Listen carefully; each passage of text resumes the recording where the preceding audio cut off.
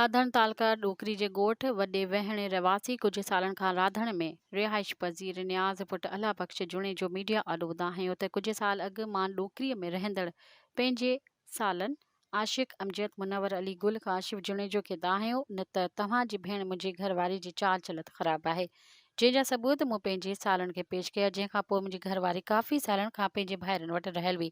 ॻाल्हियुनि खां पोइ मुंहिंजी घरवारी वापसि पंहिंजे घर मोटी आई। वरी 2 महीना रहण खां पोइ कावड़ जी पंहिंजे भाइरनि ॾांहुं हली वई। हाणे मुंहिंजे सालनि अणबणत सबबु मुंहिंजे मथां ट्रैक्टर चोरीअ जो केस दाख़िल पिया कराइनि, जंहिंजी मूंखे का बि ख़बर न आहे। मां मिसकिन आहियां, राधण में मज़दूरी करे पेट पियो पालियां। मुंहिंजा साल मूंखे कूड़े केस में फासाइण था चाहिनि। हू कंहिं चङे या कंहिं चङे वॾेरे वटि फ़ैसिलो कराइण त मां ॻाल्हियुनि मज़ीद ख़बरनि ऐं तफ़सीलात लाइ विज़िट कयो असांजी वेबसाइट www.awamiNewsHD.com ऐं ॾिसंदा रहो अवामी न्यूज़ HD।